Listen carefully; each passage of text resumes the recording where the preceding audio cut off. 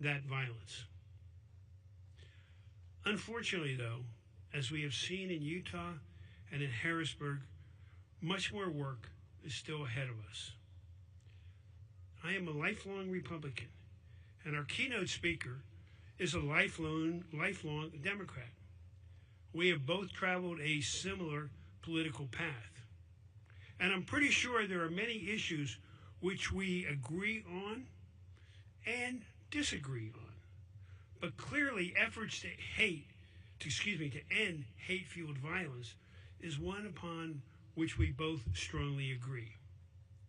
Ladies and gentlemen, the 48th Governor of the Commonwealth of Pennsylvania, Josh Shapiro.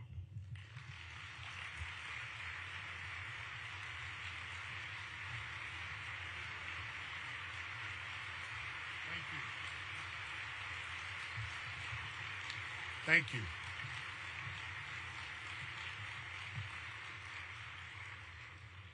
Let me begin by thanking my friend Governor Corbett. You know, my family and I feel blessed to call the governor's residence in Harrisburg home. I know that Governor Corbett and Susan, well, I know they uniquely appreciate what an honor it is to be able to live there, not only as governor, but with your family, with your children, with your grandchildren, and of course with your dogs. I believe as governors, we have a responsibility to take up the baton from those who came before us and carry it forward, to run a few more miles, to make our mark, and to leave this place we love just a little bit better than the way we found it. To further William Penn's vision from the 1680s that this, Pennsylvania, would be a place that would be warm and welcoming to all people, grounded in the freedom of religious expression, grounded in the freedom of speech. A place that no matter what you look like, where you come from, who you love or who you pray to, a place that you can call home. The governor's residence in Harrisburg is a physical embodiment of that commitment to carry on the legacy of this great Commonwealth and to move us forward. But on the night of April 13th, that governor's residence came under attack, as did our family. I woke up to a bang on the door. It was a state trooper telling us that there was a fire and we needed to evacuate immediately. Lori and I got up, grabbed our children, our dogs, our cousins, and all the nieces and nephews who were there and made our way out to safety. We ran out of the home as first responders ran in. Just hours before, we had gathered in the state dining room for our Seder to celebrate the first night of Passover in the very room that the arsonist broke into and set on fire. It was there that he launched Molotov cocktails and made his way through the governor's residence wielding a metal hammer that he later confessed he was going to use to kill me when he found me. Not only was my safety threatened, but my wife, our children, members of our extended family were all at risk. I thank God every day that we were able to evacuate safely, that no one was physically injured, or worse yet, killed, that all the staff who worked at the residence, the brave police and firefighters and first responders who ran toward danger were okay. But understand, it doesn't mean that the attack hasn't left emotional scars. I can attest to that, especially as a father to 4 children, knowing that my life choices put them at risk. Violence in all forms is unacceptable. Political violence is particularly dangerous. Not only does it seek to injure, maim, or kill, It seeks to intimidate and terrorize and silence. I'm here today to tell you that I will not be deterred in my work on behalf of the good people of Pennsylvania, and I sure as heck will not be silenced.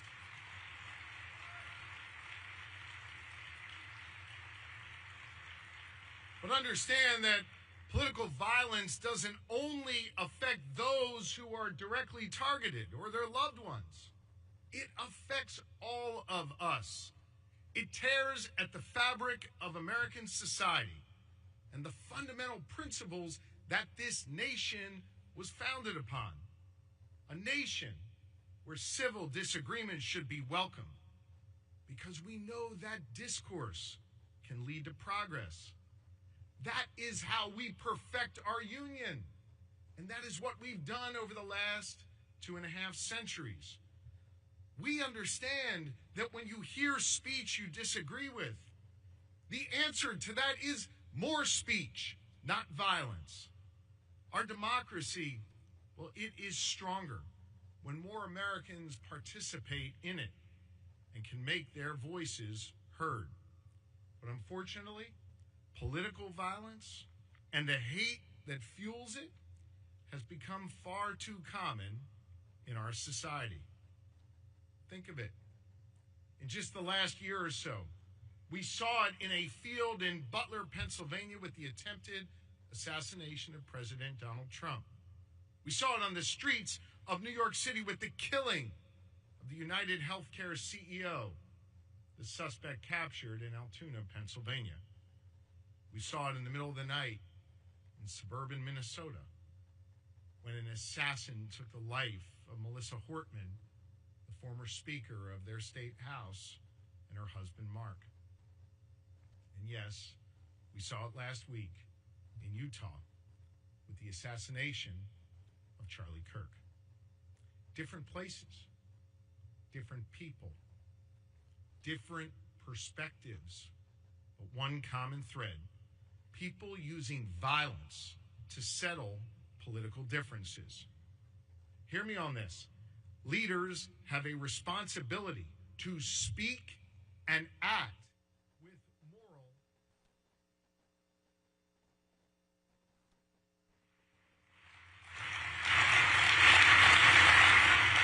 And as I have made clear, each and every time, this type of violence has no place in our society, regardless of what motivates it or who pulls the trigger, who throws the Molotov cocktail, or who wields the weapon. It doesn't matter if it's coming from one side or from the other, directed at one party or another, one person or another. It is all wrong, and it makes us all less safe.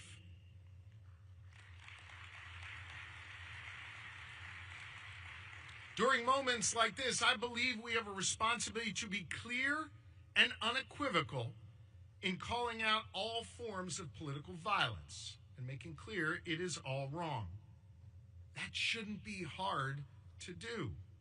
Unfortunately, some, from the dark corners of the internet all the way to the Oval Office, want to cherry pick which instances of political violence they want to condemn.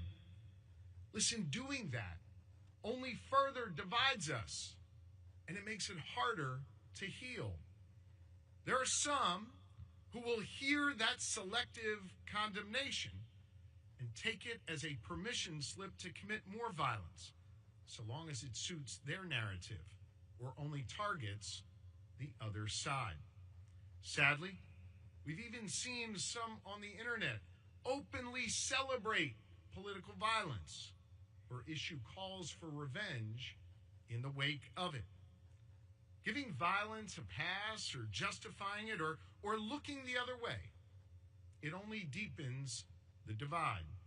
Let me be clear, violence is never okay, regardless of the motivation. Violence is never the answer. And we cannot allow violence to be used as a pretext for more violence. We must reject the rhetoric of vengeance and instead focus, as you are today, on the work of healing. We need to create more opportunities for peaceful and respectful dialogue, respecting each other's fundamental rights as Americans. Censorship, using the long arm of government to silence people, to silence businesses and nonprofits, and restrict their right to free speech, well, that will not solve this problem. Prosecuting constitutionally protected speech will only further erode our freedoms and deepen the mistrust. That is un-American. There is a better way. There is a better way. And that better way is the Pennsylvania way. In Pennsylvania, we have shown a path forward. This gathering is an example of that. After the attack on the governor's residence, I want you to know our family was lifted up by the prayers and blessings and messages of support that we received in the wake of that traumatic event. Those prayers wrapped around us and protected us. I am a prayerful person. I pray every day. But I can tell you, I never felt the strength of other people's prayers being put on me until that moment. Every living former governor and first family reached out to express their horror, to check in on us, to pray for us, and to ask what they could do for us.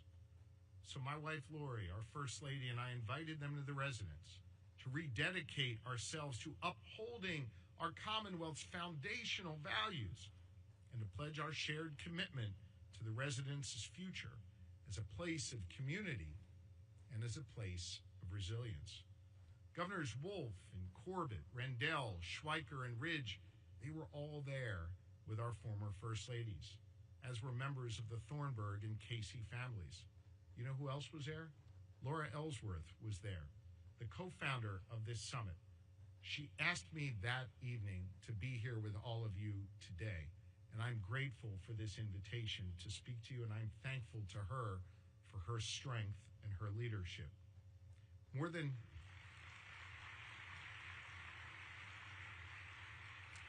a half of century of Pennsylvania leadership was represented in that photo you saw earlier, was represented on that day. They are Democrats and they are Republicans, leaders of different generations and from different parts of our Commonwealth.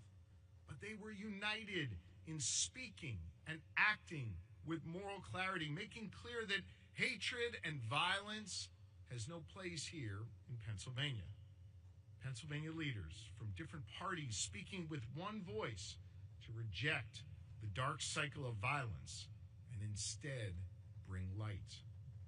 We'll never know, but perhaps the words they shared, the mere fact that they gathered together, stopped other hate-filled or hate-inspired actions and brought down the temperature of a nervous Commonwealth. In the words of William Penn, we were an example to the nations, one that I think would make William Penn quite proud. But it's not just former governors or first families who showed us the way. It was the people of Pennsylvania who did that work. I want to share one such story with all of you. After the attack, our children wanted to do something for the firefighters who rushed in toward danger as we left towards safety. They wanted to make them a meal and be able to thank them for what they did. We served lunch to the firefighters from Harrisburg Fire Company and the area companies that responded to try and make sure we were safe. And after we served them lunch, we made a point to shake the hands of each of the firefighters and get to know them. An elderly man named John Wordle, an 82-year-old Christian chaplain from the North Penn Township Fire Department, came up to Lori and me and gave us a letter signed by each member of their department. He then asked me to turn the letter over, this beautifully typewritten letter signed by every member of the fire department. He asked me to turn it over. did. And on the back was his handwriting. And he said to me that he wrote a prayer that was most important to him in his life on the back and wanted me to have it. It's from the book of Numbers, chapter 6. The Lord bless you and keep you, he wrote. The Lord make his face shine upon you and be gracious to you. The Lord turn his face toward you and give you peace. I wept when I read that prayer that he wrote. I called Lori over, and we embraced this 82-year-old chaplain. It was a prayer, of course, of comfort, a prayer to make sure that we are watched over by God, and a prayer known to me as the priestly blessing. What you may not know, and what Chaplain Wordle certainly did not know, is that it's also the prayer I recite over our 4 children nightly. Simech Elohim k'Ephraim v'hi Menashe, v'rechai v'yishmarecha, Ya'er Adonai panav elecha v'chunecha, Yisa Adonai panav elecha v'yasem lecha shalom. I put my hands on my children's head when I say that each night. Those are words of healing, and they're words of hopefulness to me. And they are also words that again remind us of our shared humanity. Chaplain Wordle and I could not be more different in life. Different generations, different walks of life. Heck, we probably vote for different people come election time. Yet we were bound by that same portion of Scripture, a portion of hopefulness and healing and protection. It's a recognition that there is more that binds us together than divides us as Americans, no matter what those who stoke division would want to have us believe. Words are important, but we also need action, and I know you know that. It's one of the principal reasons why you're here today. We need to make sure people are safe here in Pennsylvania and all across America, safe to exercise their fundamental rights and freedoms, whether they're debating on a college campus, praying at a synagogue or church, or spending time at home with loved ones. We've done a lot of that work in my administration, helping fund more than 1,500 more police officers across our Commonwealth, driving out $15 million to churches, and synagogues, and mosques, and other nonprofits to keep them and their members safe. Hiring more cops and strengthening our buildings, it helps, but it's not the whole solution. We have to do more. We need to address the hate that is spreading online and give our children the tools to be able to address it. I want you to know, as parents, this is especially important to Lori and me. In fact, Lori had the idea of asking the Pennsylvania Department of Education to create a digital literacy toolkit that teachers and parents can use to help our children navigate online. I don't care whether our kids take a position on the political left or on the political right, but I do care that they're able to discern fact from fiction online.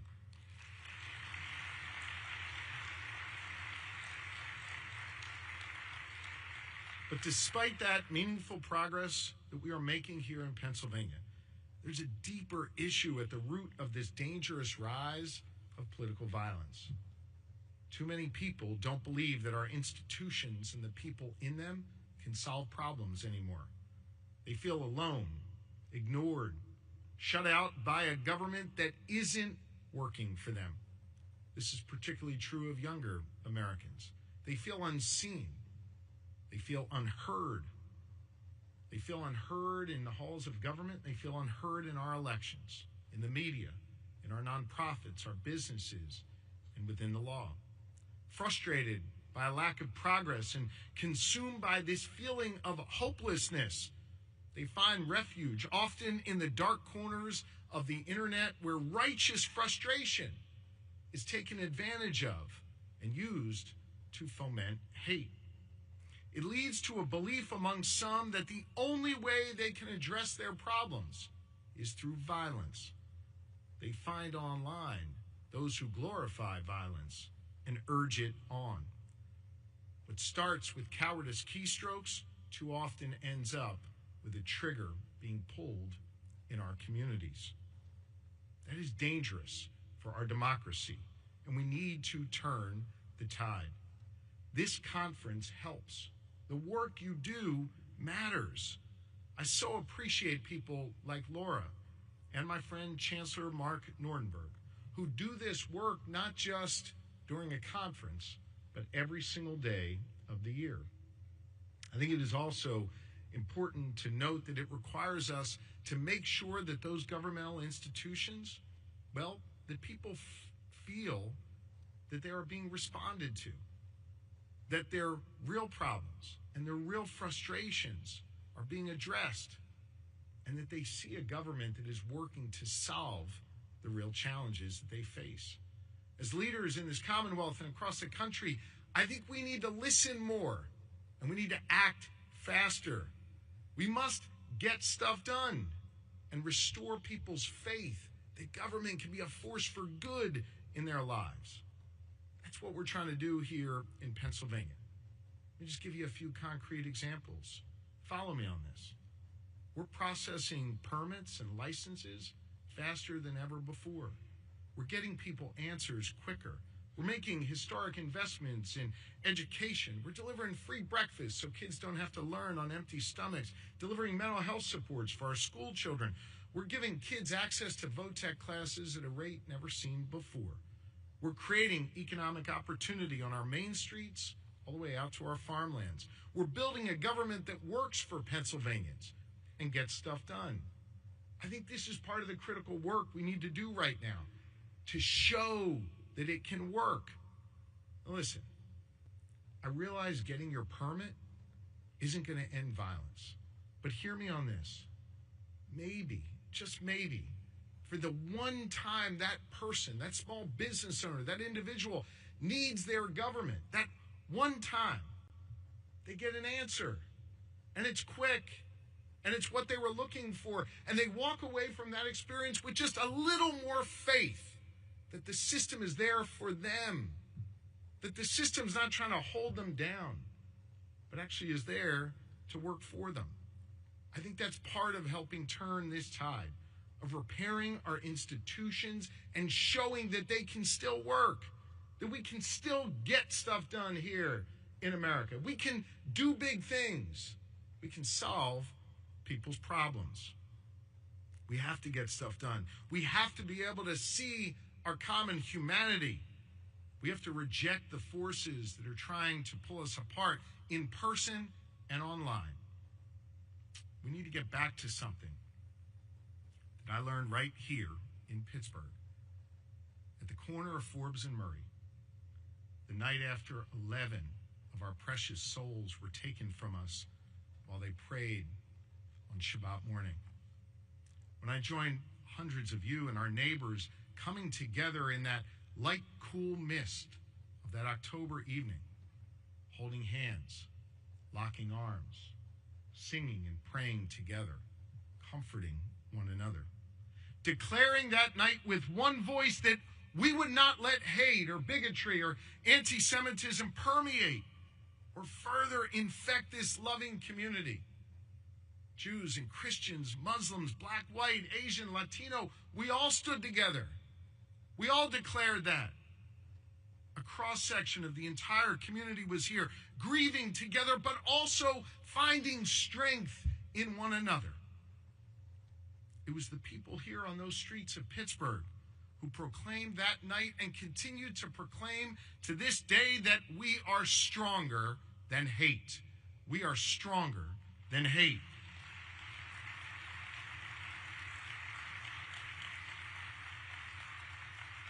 I believe that that feeling is not something that is reserved to Yinzers or those of us from across Pennsylvania. I believe that in America, we are stronger than hate. But I also believe in America that this work doesn't just fall to others. It falls to each and every one of us. I serve as your governor, and I'm committed to a life of public service because of how my family raised me and what my faith has taught me.